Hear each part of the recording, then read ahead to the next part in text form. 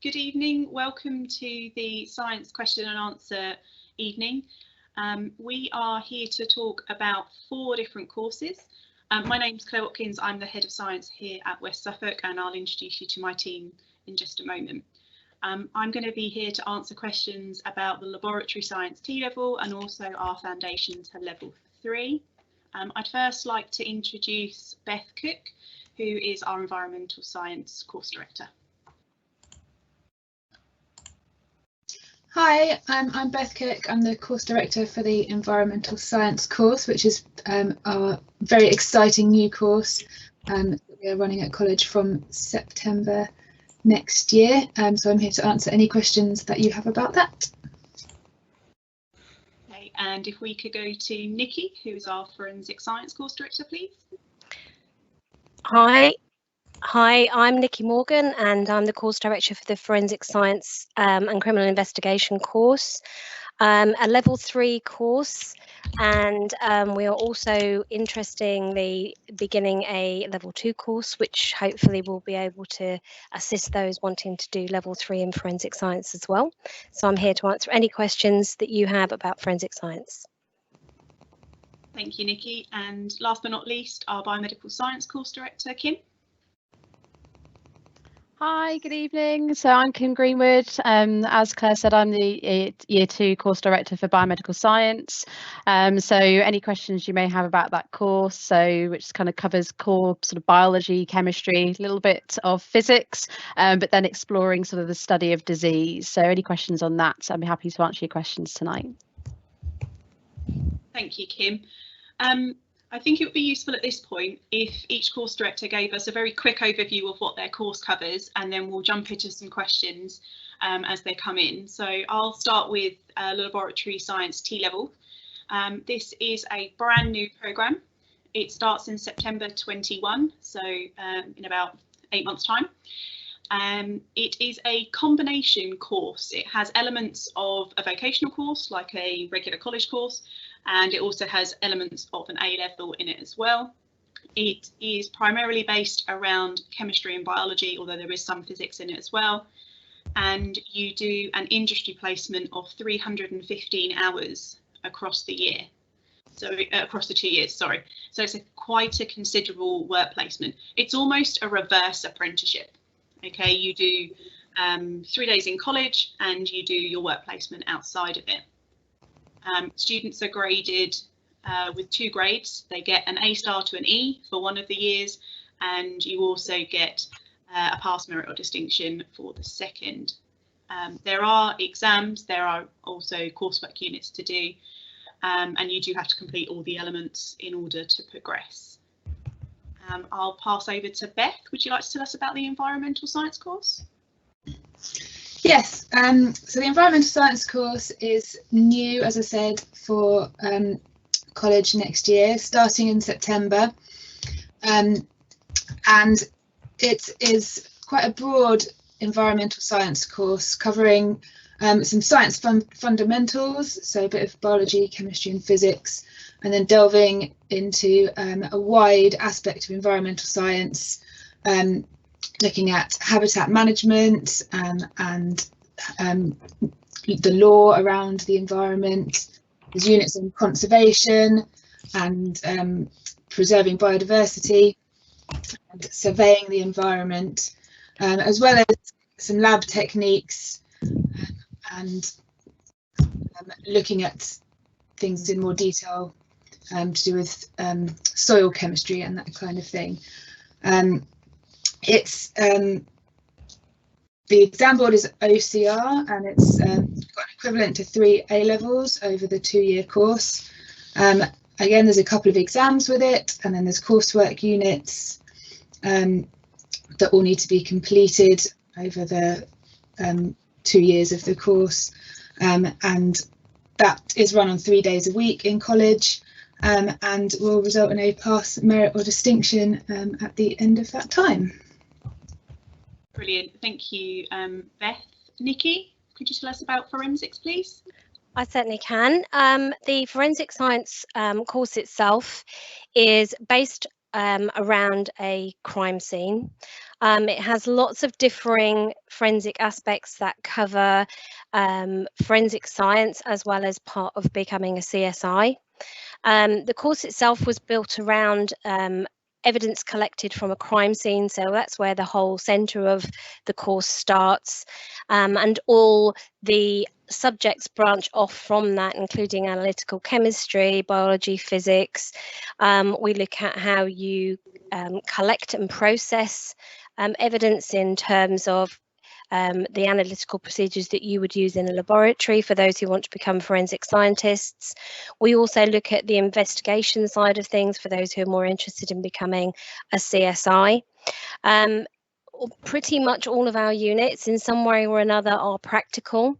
So there is an element of practical lab work as well as crime scene work. We have a dedicated crime scene that where you can do elements of both. So if you're unsure which side of forensic science you would like, whether you'd like to become a forensic scientist and process all the evidence that's been collected in an analytical methods, or whether you want to become a CSI and do the investigative side of things, then the course offers lots for you. It's over 2 years, and you'll cover aspects such as environmental forensics, which looks at the taphonomy and how the environment affects decomposition of the body. You'll look at how to collect evidence from a crime scene, how to then process it and look at it from a forensic science perspective. So what type of information are we going to be looking at from that particular type of evidence?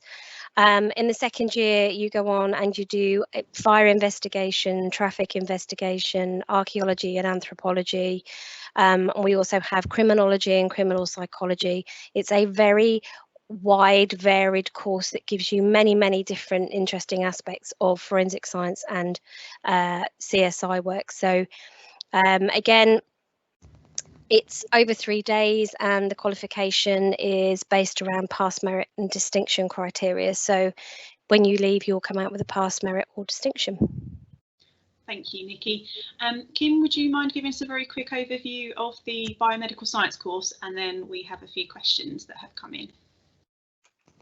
Sure. So the biomedical science extended diploma is very much sort of shared slightly with the forensics in terms of what core biology and chemistry and physics that we want all students to have a good foundation in, to go off to, of course, then maybe a sort of a more varied range of potential sort of future opportunities.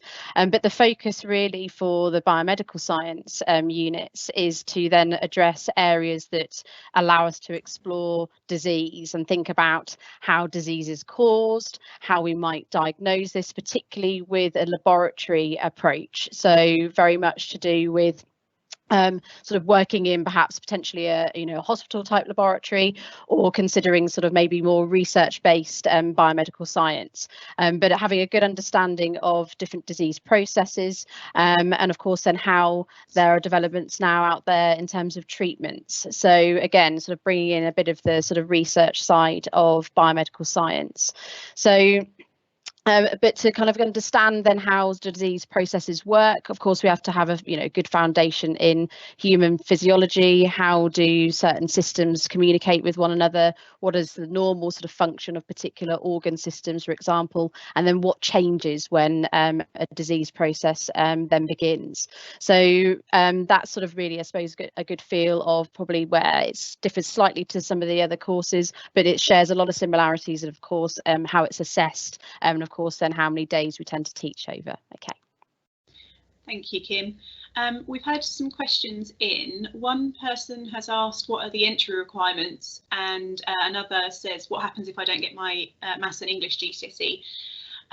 So with regards to the biomedical course, the environmental course and the forensic course, we are asking for grade 4, ideally grade 5s in English, Maths and Science. For the T levels, we're asking for 5s, ideally grade 6s in English, Maths and Science. Now, if you don't quite get those grade 4s in English or maths, there is the option of studying on our Foundation to Level 3 Science. This is a one-year programme that's specifically designed to give students the opportunity to get that maths and English grade up to where it needs to be and develop the science that they need to go on to for either of the pathways, whether that's biomed, T-level, which is laboratory science, environmental science, or forensics. Okay, there are units from all 3 courses that you will do within that one. Okay. I had a question here that says how much of the course is practical / theory based. They haven't said which course they're referring to, so we'll just ask everybody and then that covers it. Beth?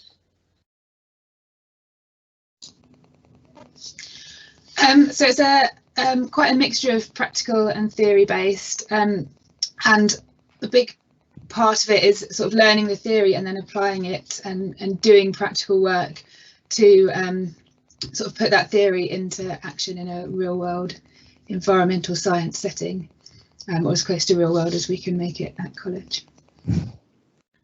Nikki? Pretty much the same. Being forensic science, it is highly practical. I would say that 75% of our units are pretty much all practical. They are meant to be vocational. It is meant to show you how things work within either a laboratory environment or in a crime scene environment. It's very hands-on, so there is a lot of practical application in there. Thank you. Kim? Okay, just to probably echo sort of, the other course directors, really, I think we're all really keen on making sure we've got a strong practical element within the timetable, and very much like Beth said, with combining a bit of theory, then obviously looking at it in practice very much so, particularly probably for the biomedical science crowd that's there, wanting to experience both biology and sort of chemistry applications. So definitely sort of our chemistry modules carry sort of quite a heavy amounts of practical experience, which I think the students particularly enjoy already. Thank you. I've had a question here about T-levels.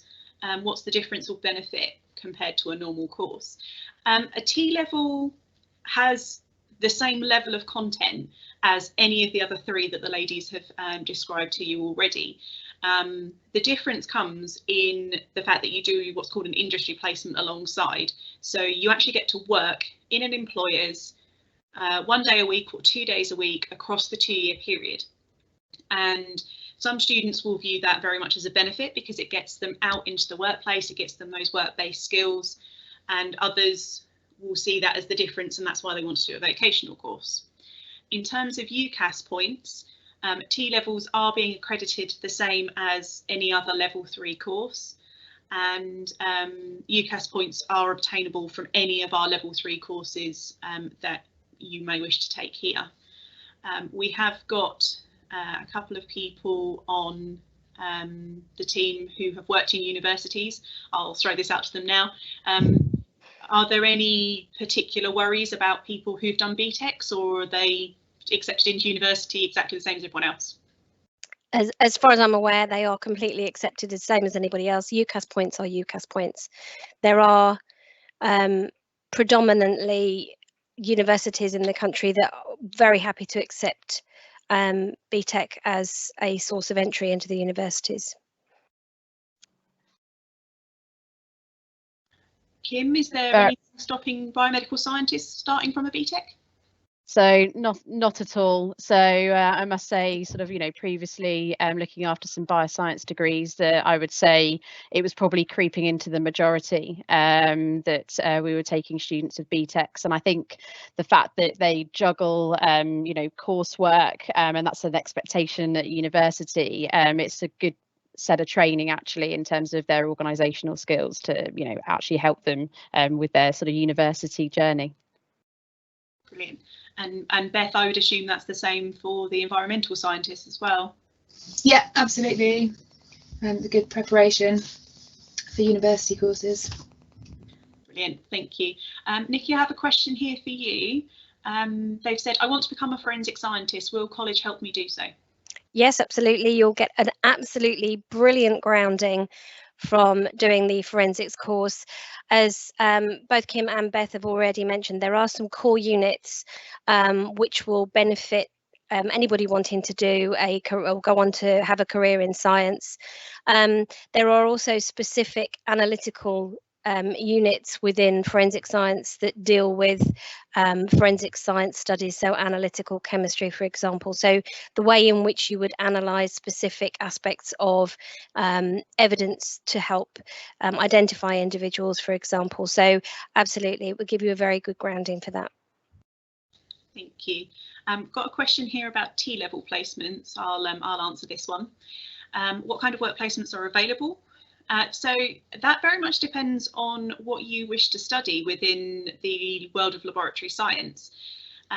Industry placements are designed to be representative of your future career goals, so they would be very much open for discussion. We do have dedicated work placement officers who work with us to help find those placements. You might have to interview for them. You'll almost certainly have to produce a CV for them. The company will probably want to meet you before you go and start your work placement. So yeah, there's definitely help. And if you know of employers or you have connections with employers that you think I'd really love to go and work there, we can definitely help facilitate that as long as it fits within what the qualification requires you to do. Okay. Let's see what other questions we have got. Kim, one for you. They've asked, how is the biomedical course assessed? Is it A star to E or is it pass merit distinction?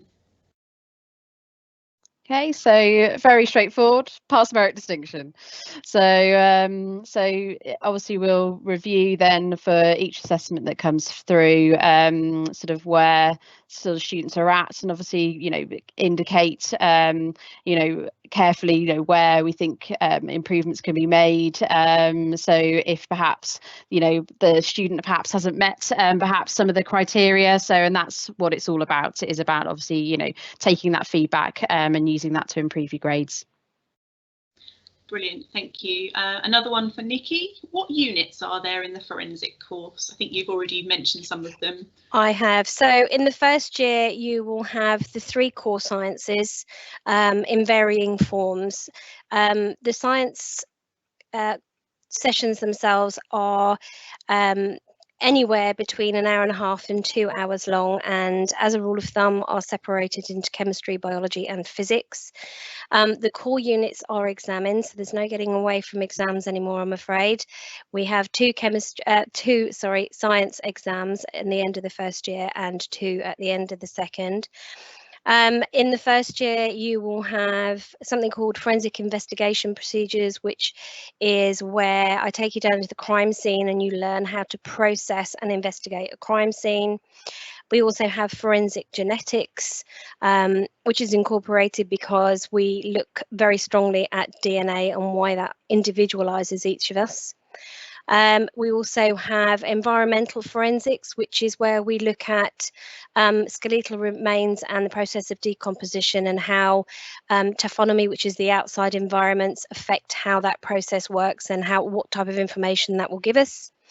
And then when you move on into the second year, you look at fire scenes, you're looking at traffic scenes. We will be looking at producing a biological profile of skeletal remains.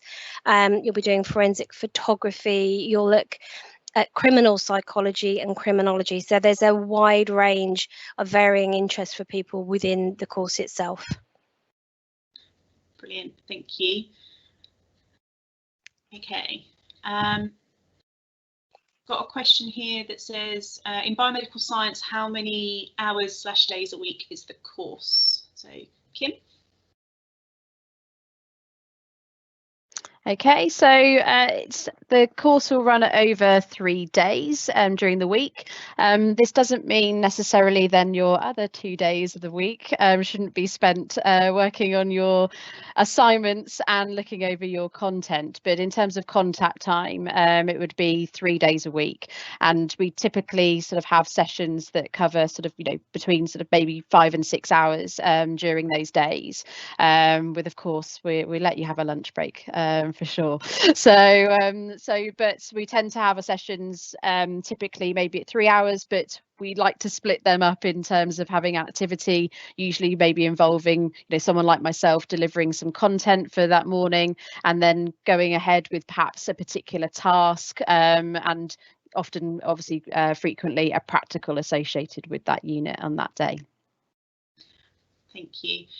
Question here that says, what happens if I don't have a laptop to study from home? So we do have lots of computer facilities at college, so that's not a problem. Obviously, with online learning at the moment, it is helpful to have a laptop that people can use. However, we obviously do have spaces in college for those students who don't. You will have considerable amounts of coursework to do, and we do provide all students with access to Office 365. So if you don't have access to Word or PowerPoint or anything like that, you will have access to our computer systems. And we also have a VLE called Moodle, which is where we store all of our resources and all of our assignment work and so on and so forth. Beth, I've got a question here for you. It says, what facilities do you have at the college? I'm assuming they're referring to science facilities.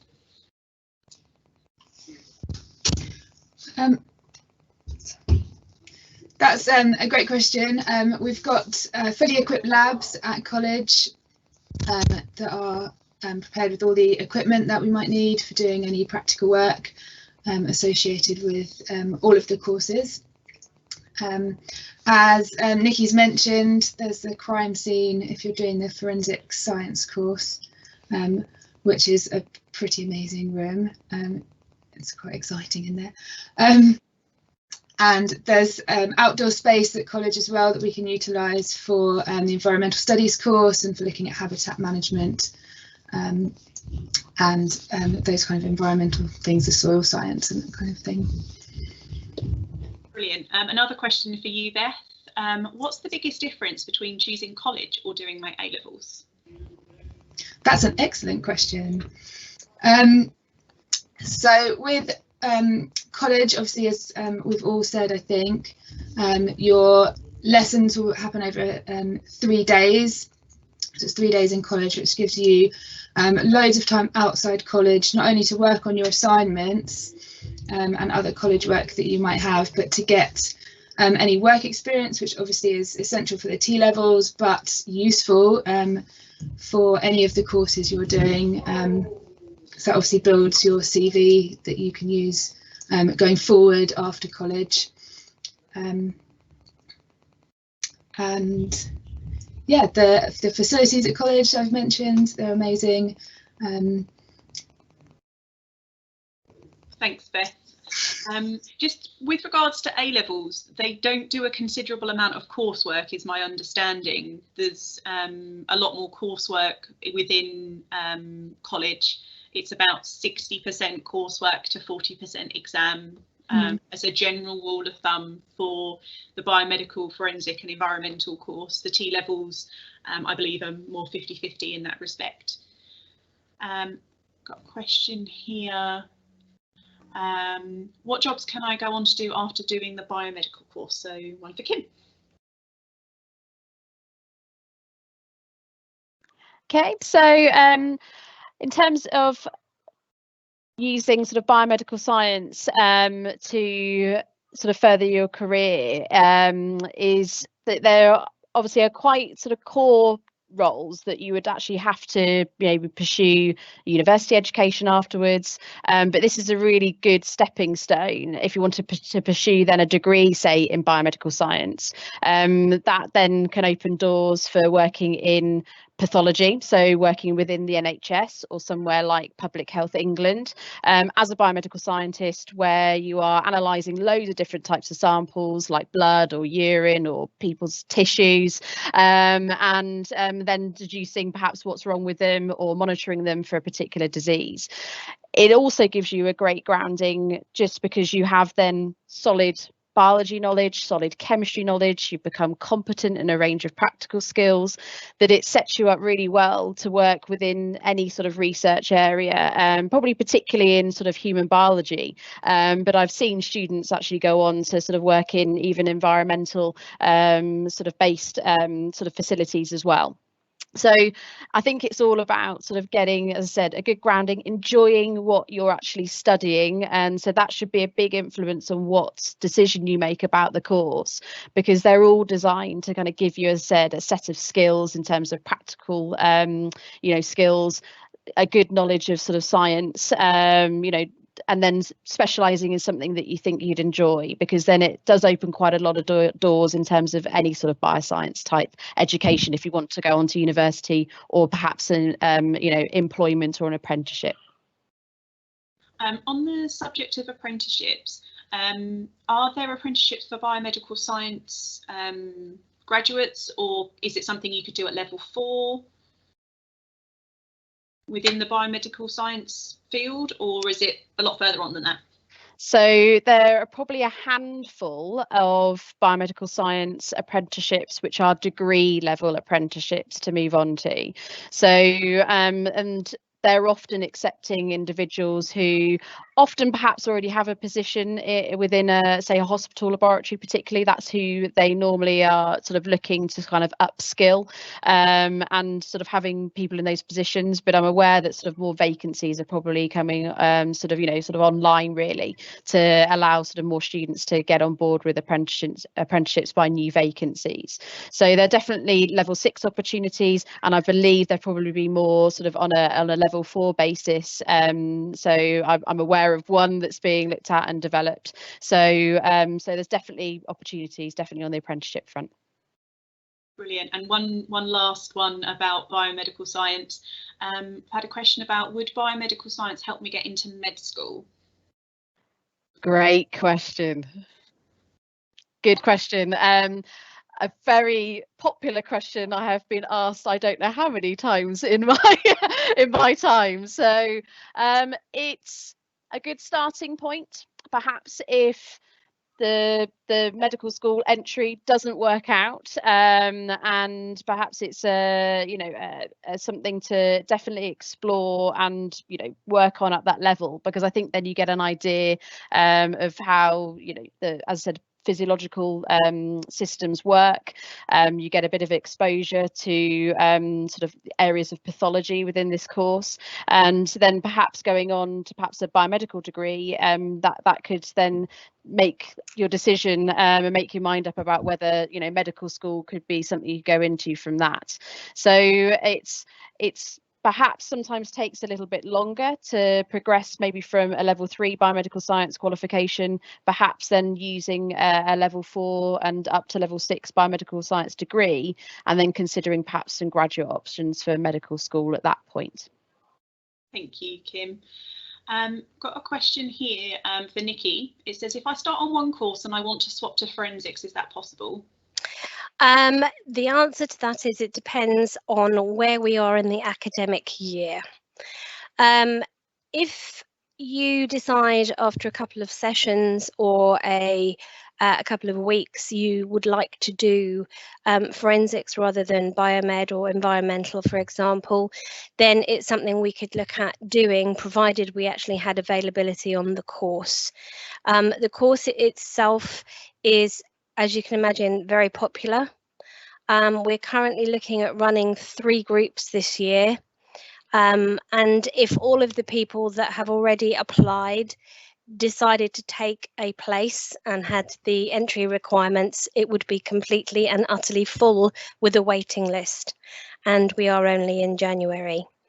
The answer is, if it is at all possible, within a couple of weeks, yes. We have a cut-off point, which is there or thereabouts about 6 weeks, because at that point we think that you would struggle to catch up with the additional work that you would have to do to catch up with the rest of your cohort. So as I say, yes, it is possible. You could also decide at the end of the first year that actually you wanted to swap over. You would have to start from the first year again, because you wouldn't have covered enough of the forensic subjects to be able to simply swap over. But as I say, it's not possible. Let's put it that way. Brilliant, thank you.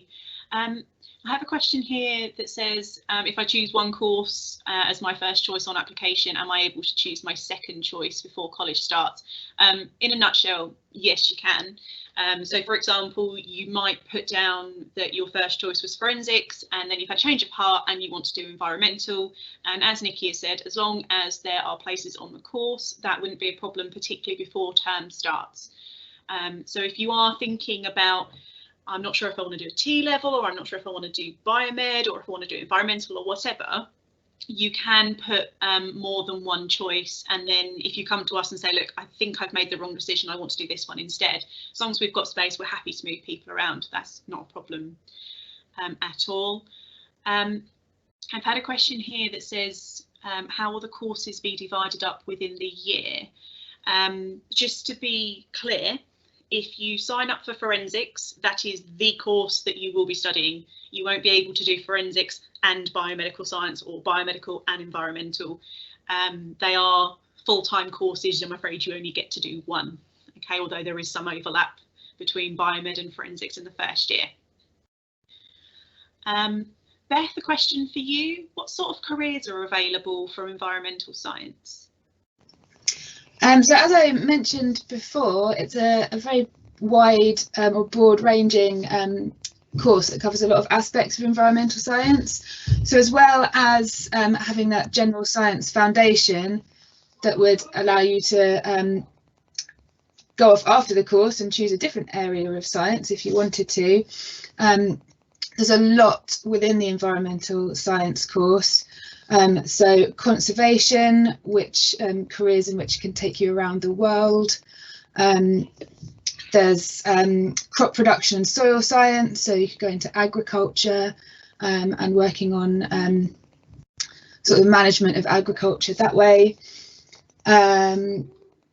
Environmental surveying and global information, so you could go into research and communicating with your research findings.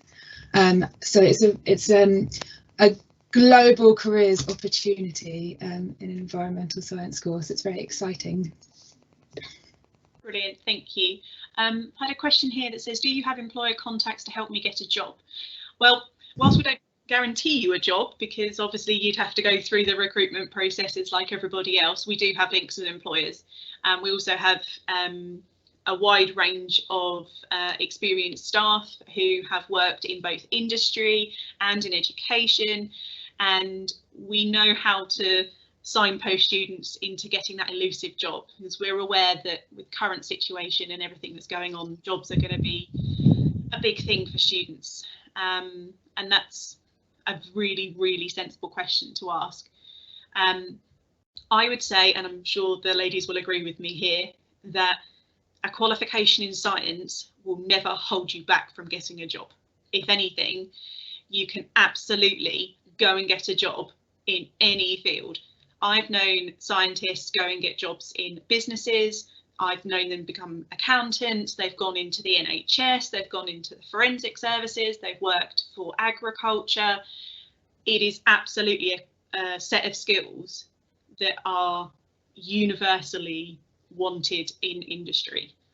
To give you an example, if you are good at chemistry, you'll make a really good accountant, because chemists are very, very good at spotting bits of data that look really strange. And that's what accountants do. They look for numbers that don't fit their pattern. So those skills are really transferable. Any of the team want to add to that? Yeah, working to time frames, working with deadlines, working under pressure, any of those things that you are going to do within any of the science industries, you will learn that skill, and that is transferable throughout any role that you will ever have. Writing documentation and reports that are specific to a particular aspect of the industry in which you're working, attention to detail, all of those things are key learning skills that you will then transfer to everywhere that you work. So we do encourage transferable skills within any of the courses, purely and simply because, as I told my children for years ago, it's not likely to be your first and only job. So take all the skills that you can learn while you're at college, learn to work to deadlines, learn to work under pressure, and there is pressure on these courses, there's a lot of work involved. They are skills that you will absolutely categorically use outside in the industry in whatever you decide to do. Brilliant, thank you. Anyone else like to say anything about how science prepares you for a career? No, that's not a problem. I've had a question here. What skills can we develop from the course? Well, Nikki's picked up on several there. Kim, is there any specific ones that you'd like to mention? I think just to extend probably on what Nikki said, and great summary. So I think, you know, all those transferable skills, you know, from, you know, even down to sort of communication, that often you're required to, you know, have to engage with, whether it's your laboratory partner when you're working in a practical, talking about the results that you're getting, that you're having to communicate that back to the member of staff, that how everyone's doing, because they're exploring how everyone's getting on during that particular session. So I think, particularly in science, you're having to communicate precisely with accuracy, and that's a really key skill that employers really like, and they want individuals to have confidence to do that. And I think, you know, from the types of assessments that we do and types of sessions that run within a scientific course, it demands that a lot, and often then that prepares you, of course, then really well if you're going to go to university, or as I said, stepping right foot into some employment. So you know, I think also the sort of written sort of work that you know, it also demands of you, that Nikki mentioned, is another core one. And obviously just, you know, things like problem solving. That's what science is all about, and that's what life, unfortunately, is a lot about. So I think, you know, a science course really does give you a lot of rigor about you, and really demanding. So good preparation. Thanks, Kim. We've had one more question come through. They've said, what if I've got a disability? Does that mean that I can't do science? Beth, do you want to take that question? Yeah, sure, that's a good question. Absolutely not. A disability wouldn't exclude you from doing science in any way. Obviously, the college is all set up to be accessible, and as are the labs. And I think someone's coming in, sorry.